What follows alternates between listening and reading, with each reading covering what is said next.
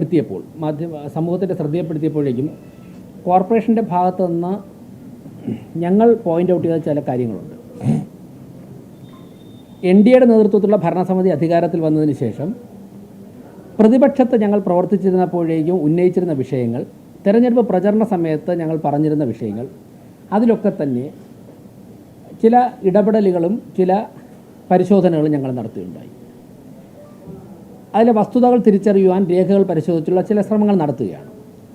അതിൻ്റെ ആരംഭഘട്ടത്തിൽ തന്നെ ഞങ്ങൾ പ്രധാനമായി ഉന്നയിച്ചിരുന്ന, മാധ്യമങ്ങൾക്ക് ഇപ്പോൾ പല ചാനലുകളും കൊടുത്ത വാർത്തകളുടെ അടിസ്ഥാനത്തിൽ ഞങ്ങൾ നടത്തിയ പഠനത്തിലൂടെ ഉന്നയിച്ചിരുന്ന ഇലക്ട്രിക് ബസ്സുകളുടെ ദുരുപയോഗം, അതിനെക്കുറിച്ച് പെട്ടെന്ന് തന്നെ ചില രേഖകൾ, അതായത് 2023 ഫെബ്രുവരി 27 KSRTCയും സ്മാർട്ട് സിറ്റിയും തിരുവനന്തപുരം കോർപ്പറേഷനും കൂടെ ചേർന്നുകൊണ്ട് സ്മാർട്ട് സിറ്റി ഒന്നാം കക്ഷിയായും കോർപ്പറേഷൻ രണ്ടാം കക്ഷിയായും KSRTC മൂന്നാം കക്ഷിയായും പിടിപ്പിച്ചൊരു കരാറാണ്. മൂന്ന് പേരുടെയും പ്രതിനിധികൾ ഒപ്പിട്ടിട്ടുണ്ട്. ആ കരാറിന് പ്രകാരം പറഞ്ഞിരിക്കുന്ന കാര്യങ്ങൾ ഇംപ്ലിമെൻ്റ് ചെയ്യണം എന്നുള്ളതാണ് ഞങ്ങളുടെ ആവശ്യം. അതായത് LDF സർക്കാരും LDF നേതൃത്വം കൊടുക്കുന്ന ഒരു കോർപ്പറേഷൻ ഭരണസമിതിയും തമ്മിൽ ഏർപ്പെട്ടിരിക്കുന്ന കരാർ അതുപോലെ നടപ്പിലാക്കണം. ഇത്രമാത്രമല്ല ഞങ്ങളുടെ ആവശ്യം. ഞങ്ങൾ ആ കരാർ പരിശോധിച്ചിൽ നിന്ന് ആ കരാറിൽ പറയുന്ന പ്രധാനപ്പെട്ട ചില കാര്യങ്ങൾ ലംഘിച്ചിരിക്കുന്നു എന്നാണ് മനസ്സിലായിട്ടുള്ളത്. ഈ കരാർ പറഞ്ഞ പ്രകാരം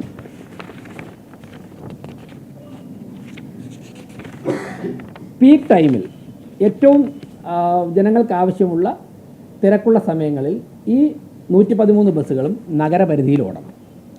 അതിനുശേഷമുള്ള സമയത്ത് അത് മറ്റുള്ള സബ് അർബൻ ഏരിയ, നഗരപരിധിയുമായി തൊട്ടടുത്തുള്ള സ്ഥലങ്ങളിലേക്ക് ഓടാം. ഇതാണ് ഈ കരാറിൽ പറഞ്ഞിരിക്കുന്ന ഒരു കണ്ടീഷൻ. അത് ലംഘിച്ചിരിക്കുകയാണ്. നഗരപരിധി വിട്ട് പീക്ക് ടൈമിൽ ഓടുന്നുണ്ട്. നേരത്തെ ജില്ല വിട്ടും യാത്ര ചെയ്യുമായിരുന്നു ബസ്. അപ്പോൾ ആ കരാർ ലംഘനം അവസാനിപ്പിക്കണമെന്നുള്ളതാണ് ഞങ്ങളുടെ ഒരു ഡിമാൻഡ്.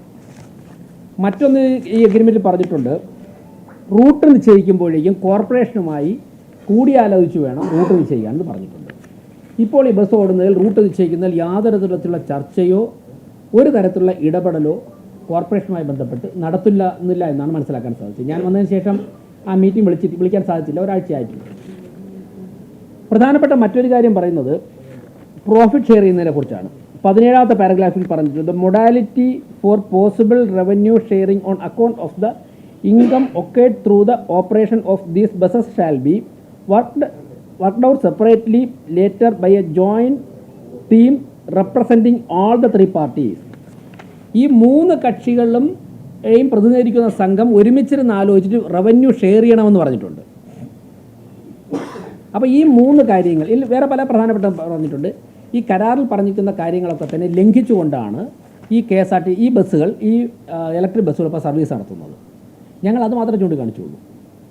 ഒരു ഗവൺമെൻറ് നേതൃത്വം കൊടുക്കുന്നൊരു പൊതുമേഖലാ സ്ഥാപനം, ഒരു special purpose vehicle smart city, LDF തന്നെ നേതൃത്വം കൊടുക്കുന്ന ഒരു കോർപ്പറേഷൻ, അവർ ചേർന്നുണ്ടാക്കിയ ഒരു കരാർ പാലിക്കണമെന്ന് മാത്രമാണ് നമ്മൾ ആവശ്യപ്പെട്ടിട്ടുള്ളത്. അത് ലംഘിച്ചിരിക്കുന്നുവെന്ന് ഇപ്പോൾ സമൂഹത്തിന് ബോധ്യപ്പെട്ടിട്ടുണ്ട്.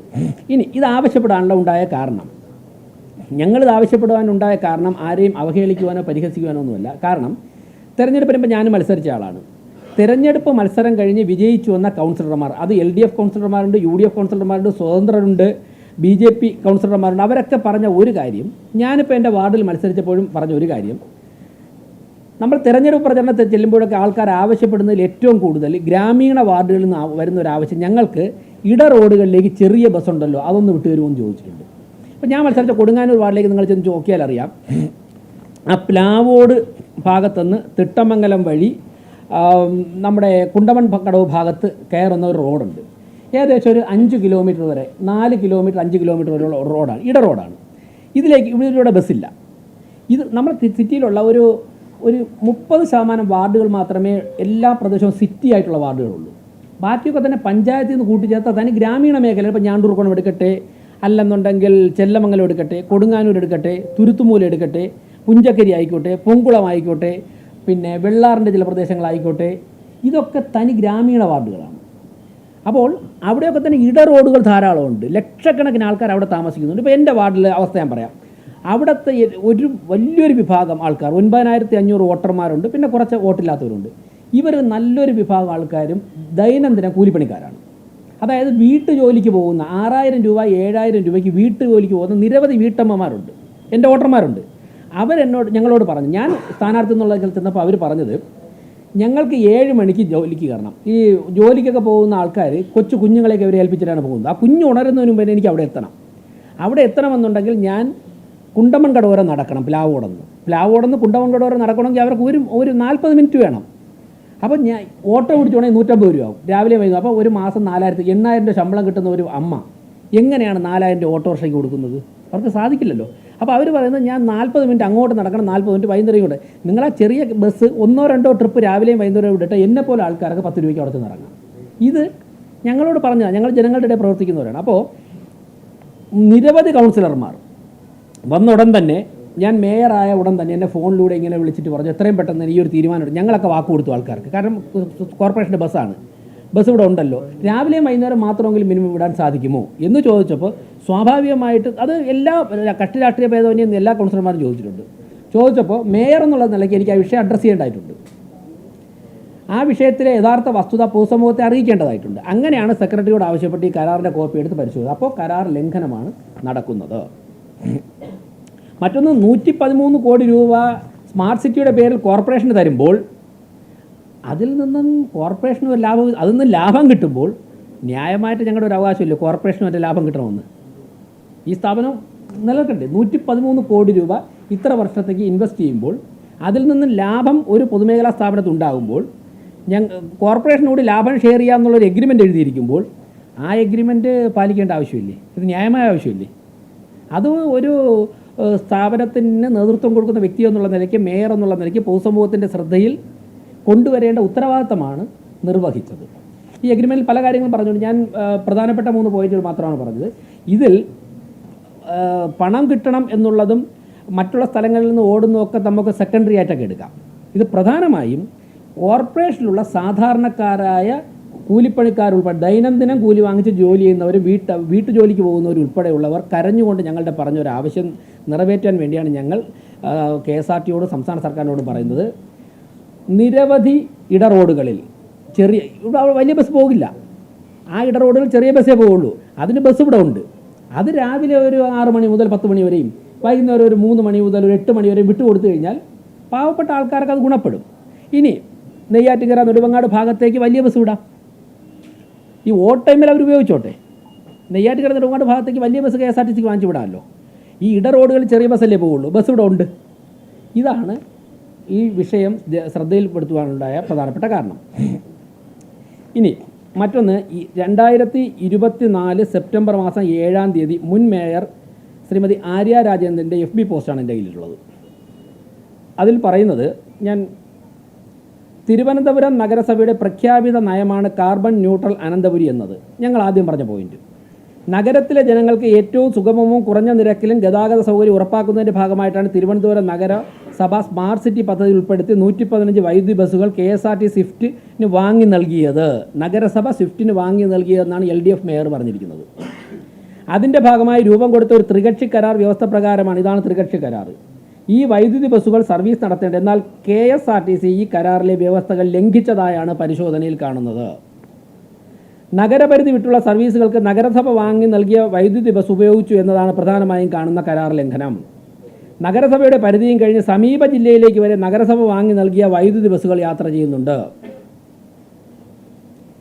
ഇതുമായി ബന്ധപ്പെട്ട മുഴുവൻ കാര്യങ്ങളും വിശദമായി പരിശോധിച്ച് ആവശ്യമായ ഇടപെടലുകൾ നടത്തുന്നതിലേക്കായി ബഹുമാനപ്പെട്ട തദ്ദേശ സ്വയംഭരണ വകുപ്പ് മന്ത്രിക്ക് നഗരസഭ പരാതി നൽകിയിട്ടുണ്ട്. സർക്കാർ തീരുമാനം വന്നതിന് ശേഷം തുടർ നടപടിയിൽ ഭരണസമിതി ആലോചിച്ച് തീരുമാനിക്കും. നഗരത്തിലെ അന്തരീക്ഷ മലിനീകരണത്തിൻ്റെ തോത് കുറയ്ക്കാനും നഗരവാസികൾക്ക് കുറഞ്ഞ നിരക്കിൽ ഫലപ്രദമായ പൊതുഗതാഗത സൗകര്യം ഒരുക്കുന്നതിന് ലക്ഷ്യമിട്ടുള്ള വൈദ്യുതി ബസ്സുകളുടെ സേവനം ആ ആവശ്യത്തിന് തന്നെ ഉപയുക്തമാകുന്ന നഗരസഭ ഉറപ്പുവരുത്തും എന്ന് തുടങ്ങിയിട്ടാണ് ആര്യ രാജേന്ദ്രൻ്റെ 2024 സെപ്റ്റംബർ 7 ഫേസ്ബുക്ക് പോസ്റ്റ്. അപ്പോൾ LDFൻ്റെ മേയർ തന്നെയാണ് ഇക്കാര്യങ്ങൾ അന്ന് തന്നെ ഉന്നയിച്ചിട്ടുള്ളത്. അത് മാത്രമേ പറഞ്ഞുള്ളൂ. പക്ഷേ ഞങ്ങൾ വന്നപ്പോഴേക്കും ഈ കരാർ പാലിക്കും. ഞാനിപ്പോഴും ബഹുമാനപ്പെട്ട മന്ത്രിയോട് പറയുന്നത് ഈ കരാർ പാലിക്കണം. LDF ഗവൺമെൻറ്റിനോട് പറയുന്നത് LDF ഗവൺമെൻറ് ഒപ്പിട്ട കരാറാണ്. LDFൻ്റെ നഗരസഭ ഭരിച്ചിരുന്നപ്പോഴാണ് കരാർ ഒപ്പിട്ടത്. അത് പാലിക്കണം. ജനങ്ങളുടെ ഭാഗത്തു നിന്നുള്ള ആവശ്യമാണ്. മറ്റൊന്ന്, ബഹുമാനപ്പെട്ട മന്ത്രി പറഞ്ഞു ഒരു കത്ത് കൊടുത്താൽ 113 ബസ്സും 1 മണിക്കൂറിനുള്ളോ 24 മണിക്കൂറിനുള്ളോ തിരിച്ചു തരാം. ഞങ്ങൾക്ക് ആ പ്ലാനില്ല. കാരണം ഈ ഇലക്ട്രിക് ബസ്സുകളെക്കുറിച്ച് അന്വേഷിച്ചാൽ നിങ്ങൾക്കറിയാം, അതിലേറ്റവും പ്രധാനപ്പെട്ട ഘടകം അതിൻ്റെ ബാറ്ററിയാണ്. ഒരു നിശ്ചിത സമയം കഴിഞ്ഞാൽ അതിൻ്റെ ബാറ്ററി മാറ്റണം. ഇപ്പോൾ എല്ലാ ബസ്സും ബാറ്ററി മാറ്റേണ്ട സമയമായിട്ടുണ്ട്. ബസ് വാങ്ങുന്നതിൻ്റെ 70% പൈസയും ബാറ്ററിക്കാണ് ആവുന്നത്. ആ ബസ്സിൻ്റെ നല്ല കാലം മുഴുവൻ ഏകദേശം ഓടിക്കഴിഞ്ഞു. ഇനി ആ 113 ബസ് തിരിച്ചെടുക്കാനായിട്ട് ഞങ്ങൾക്ക് ബസ് തിരിച്ചെടുക്കണമെന്നോ ബസ് ഓടരുതെന്നോ മറ്റുള്ള സ്ഥലങ്ങളിൽ ആൾക്കാർക്ക് യാത്ര ചെയ്യേണ്ടെന്നുള്ള പോയിൻ്റൊന്നുമില്ല. അങ്ങയുടെ ഗവൺമെൻറ് ഗതാഗത മന്ത്രി, അങ്ങയുടെ മുന്നണിയുടെ മേയറും നേതൃത്വം നഗരസഭയുമായിട്ട് ഒപ്പിട്ട കരാർ നടപ്പിലാക്കണം എന്ന് മാത്രം. ഇല്ലെങ്കിൽ വിശ്വാസ്യത പോകില്ലേ? 2 ജനാധിപത്യ സ്ഥാപനങ്ങളും പൊതുമേഖലാ സ്ഥാപനങ്ങളും ഒക്കെ തന്നെ ഒരു 100 രൂപ പത്രത്തിലാണ് ഒപ്പിട്ടിരുന്ന കരാർ നടപ്പാക്കാതിരിക്കുമ്പോൾ ജനങ്ങൾക്ക് ഭരണകൂടങ്ങളിലുള്ള വിശ്വാസ്യത നഷ്ടപ്പെടും. ന്യായമായ ആവശ്യമില്ല കോർപ്പറേഷൻ. ഇത് മേയർ ഉന്നയിക്കാതിരുന്നാൽ നാളെ ഈ കരാർ ഇവിടെ ഉണ്ടായിട്ട് മേയർ വന്നതിന് ശേഷം ഇത് ശ്രദ്ധയിൽ പോലും പെടുത്തിയില്ലല്ലോ എന്നൊരു ചോദ്യം കൗൺസിലർമാരും പൊതുസമൂഹവും ചോദിച്ചാൽ KSRTC റവന്യൂ ഷെയർ ചെയ്യാൻ തയ്യാറായില്ലെങ്കിലും ഞങ്ങൾക്ക് ഉന്നയിക്കണം, അടുത്ത നടപടിയിലേക്ക് പോകണം. എന്തായാലും ഇത് തർക്കുത്തരം പറയാനോ ഗുസ്തി മത്സരത്തിനോ ഒന്നുമല്ല ഞങ്ങൾ ഈ വിഷയം ഉന്നയിച്ചത്. അതിനൊന്നുമില്ല. ഇത് ജനങ്ങളുടെ ഇടയിൽ നിന്ന ആവശ്യം ന്യായമായ ആവശ്യമാണെന്ന് ഒരു ചെറിയ ചർച്ചയൊക്കെ നടത്തിയപ്പോൾ തോന്നിയത് ഉന്നയിച്ചു. അടുത്ത സ്റ്റെപ്പ് പിന്നെ നോക്കാം. മറ്റൊന്ന്, ഇപ്പോൾ ഇങ്ങനെ വന്ന പശ്ചാത്തലത്തിൽ 113 ബസ് ഞങ്ങൾക്ക് തരാം, KSRTC സ്റ്റാൻഡിൽ ഇനി ഇടാൻ പറ്റില്ല എന്നൊക്കെ വാർത്തകളുണ്ട്. ഞാൻ അദ്ദേഹം പറഞ്ഞിട്ടുള്ള വാർത്തകളുണ്ട്. ബസ്സുകൾ KSRTC സ്റ്റാൻഡിൽ തന്നെ ഞങ്ങൾ കിടക്കുള്ളൂ എന്ന് ബസ്സുകൾക്ക് നിർബന്ധമൊന്നുമില്ല.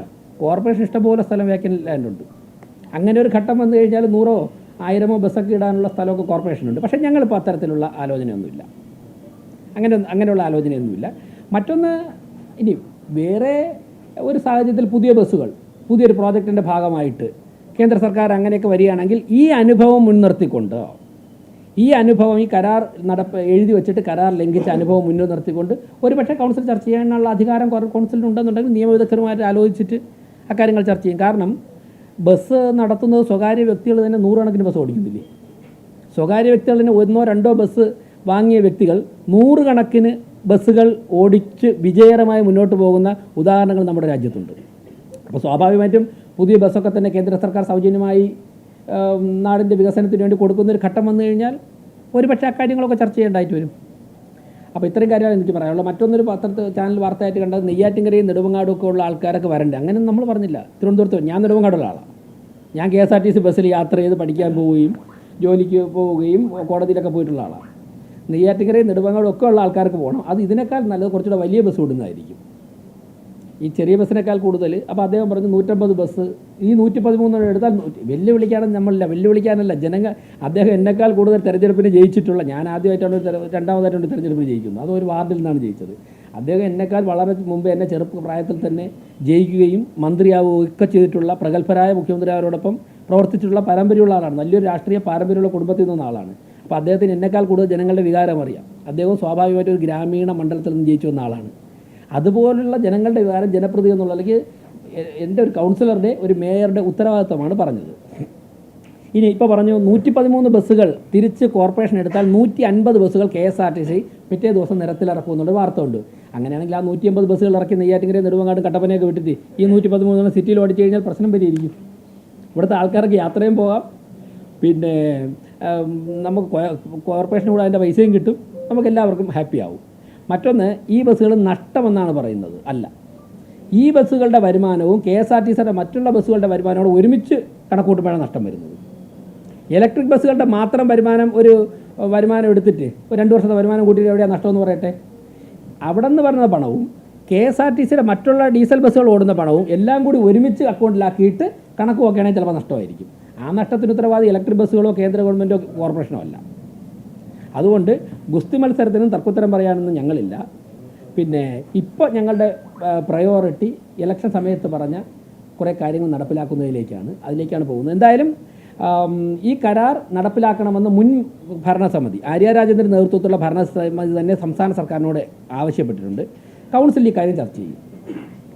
അടുത്ത വരാൻ പോകുന്ന ദിവസങ്ങൾ കൂടുന്ന കൗൺസിലുകളിൽ, കാരണം കൗൺസിലർമാർ സ്വാഭാവികമായിട്ടും ബസ് അവരുടെയൊക്കെ വാർഡുകളിലെ ഇടറോഡുകളിലേക്ക് കോർപ്പറേഷനും കൂടി ഇടപെട്ടിട്ടുള്ള ഒരു കരാർ ഇവിടെ ഉണ്ട്. അതിൽ ഞങ്ങൾക്ക് ഇടറോഡുകളിലേക്ക് ബസ് വിട്ടുതരാൻ വേണ്ടി മേയർ ഇടപെടണം എന്നുള്ള ആവശ്യം വരും കൗൺസിലർമാരുടെ ഭാഗത്തുനിന്ന്. അപ്പോൾ സ്വാഭാവികമായിട്ടും ഞങ്ങൾക്ക് അജണ്ടയിൽ ഉൾപ്പെടുത്തിയ ചർച്ച ചെയ്യേണ്ടി വരും. അങ്ങനെ ചർച്ച വരികയും കൗൺസിലർമാരുടെ ഭാഗത്ത് നിന്ന് ആവശ്യം വരികയും കൗൺസിൽ ആ ആവശ്യം പാസ്സാക്കുകയും ചെയ്താൽ ഞങ്ങൾ ഈ കരാറിൻ്റെ കോപ്പി ഉൾപ്പെടെ രേഖാമൂലം മുഖ്യമന്ത്രിക്കും ബന്ധപ്പെട്ടവർക്ക് ഈ കരാർ നടപ്പിലാക്കണം എന്നുള്ള കത്ത് ഞങ്ങൾ കൊടുക്കും. അത്രയാണ് ഇപ്പോൾ കോർപ്പറേഷൻ ചെയ്യാൻ സാധിക്കുന്നത്. ബാക്കി നമുക്ക് പിന്നെ നോക്കാം. മന്ത്രി പറഞ്ഞത് സ്മാർട്ട് സിറ്റി പദ്ധതി സർക്കാർ 500 കോടി, അത് സർക്കാരിന്റെ പൈസ 500 കോടിയല്ല, 500 കോടിയല്ല. അത് കേന്ദ്ര സർക്കാർ കൊടുത്തിട്ടുണ്ട് 650 കോടി. ആ സർക്കാരിന്റെ പൈസ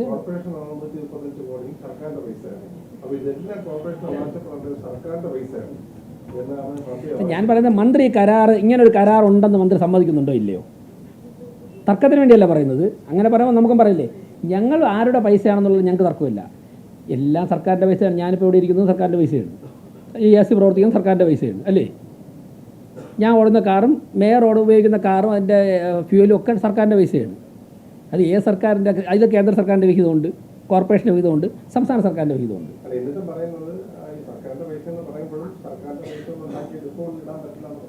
അല്ല, ഞാനതാണ് പറഞ്ഞതല്ലേ. ഇനിയിപ്പോൾ അതിലോട്ടൊന്ന് ഞാൻ ആ ഡിപ്പോയിൽ തന്നെ എനിക്ക് എൻ്റെ പോയിന്റ് തിരിച്ചാണ്.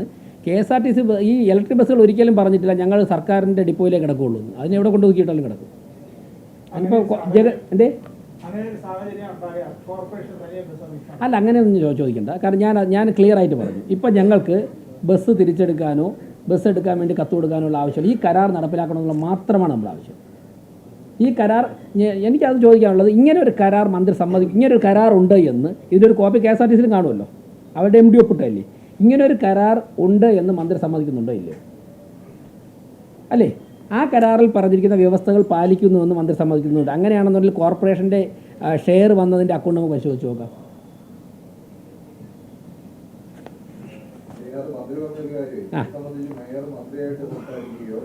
ഇല്ല,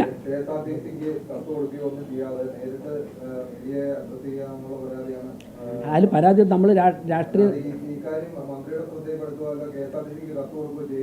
അത് ഒരത്തെ നോക്കാം. അല്ല, ഇത് എന്താ ഇങ്ങനെ പറഞ്ഞുകൂടാന്നുള്ളതുണ്ടോ? അല്ല, അത് കൊടുക്കാം. ഞാൻ പറയുന്നത് ഞങ്ങളുടെ ശ്രദ്ധയിൽ വന്ന ഒരു രാഷ്ട്രീയ പാർട്ടിയുടെ നേതൃത്വത്തിൽ ഭരണസമിതി അധികാരത്തിൽ വരുമ്പോഴേക്ക് സ്വാഭാവികമായിട്ട് ചില സാഹചര്യങ്ങളിൽ അവരുടെ ശ്രദ്ധയിൽ വരുന്ന കാര്യങ്ങൾ ജനശ്രദ്ധയിൽപ്പെടുത്തും. അപ്പോൾ സ്വാഭാവികമായിട്ടും അതിൻ്റെ മാധ്യമപ്രവർത്തകർ ചോദിക്കും അതുമായിട്ട് ബന്ധപ്പെട്ട രേഖകൾ എന്തെങ്കിലും ഉണ്ടോ. അങ്ങനെ ചോദിക്കുമ്പോഴേക്ക് പൊതുസമൂഹത്തിൻ്റെ മുമ്പിൽ ഞങ്ങൾക്ക് രേഖകൾ കാണിക്കുന്നത് തെറ്റായ കാര്യമല്ലല്ലോ ചെയ്തത്. ഇനി സംസാരിക്കും ഞങ്ങൾ മന്ത്രിയോട് സംസാരിക്കും. ഞാൻ പറഞ്ഞല്ലോ, മന്ത്രിയോട് സംസാരിക്കും. ഞങ്ങൾ ആവശ്യമായ ഘട്ടത്തിൽ ഈ കരാർ പാലിക്കണം എന്ന് രേഖാമൂലം കത്ത് കൊടുക്കും. അതൊക്കെയല്ലേ ഞങ്ങൾക്ക് ചെയ്യാൻ സാധിക്കുകയുള്ളൂ.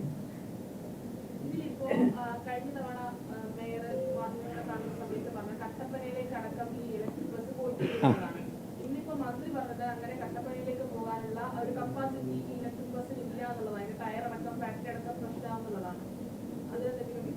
അല്ല, കട്ടപ്പനയിലേക്ക് പോയിട്ടുണ്ട് എന്ന് KSRTCയുടെ ഉള്ളിൽ നിന്ന് തന്നെയാണ് പറയുന്നത്. വേണമെങ്കിൽ നമുക്ക് പരിശോധിക്കാം.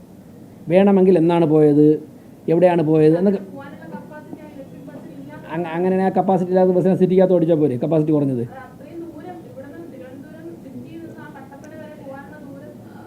അല്ല, എനിക്ക് ഞാൻ അതിൻ്റെ ഒരു ആ കാര്യത്തിൽ ഞാൻ പരിശോധിച്ചിട്ടില്ല. ലഭിച്ച വിവരം പുറത്തു പോയി. എന്തായാലും സമീപ ജില്ലകളിലേക്ക് പോയിട്ടുണ്ടെന്ന് മുൻ മേയർ പറഞ്ഞിട്ടുണ്ട്. സമീപ ജില്ല മിനിമം കൊല്ലത്ത് പോകണമല്ലോ. ആ മുൻ മേയറുടെ സെപ്റ്റംബർ 7, 2024 FB പോസ്റ്റിൽ പറഞ്ഞിട്ടുണ്ട് സമീപ ജില്ലകളിലേക്ക് പോയിട്ടുണ്ട്. കൊല്ലത്ത് പോയിട്ടുണ്ടല്ലോ. സമീപ ജില്ല കൊല്ലം, പത്തനംതിട്ടയല്ലേ? പോരെ. കരാറിൻ്റെ കോപ്പി ആർക്ക് വേണമെങ്കിൽ എടുക്കാൻ പറ്റുന്നില്ല. ഏത് പോകുന്നത്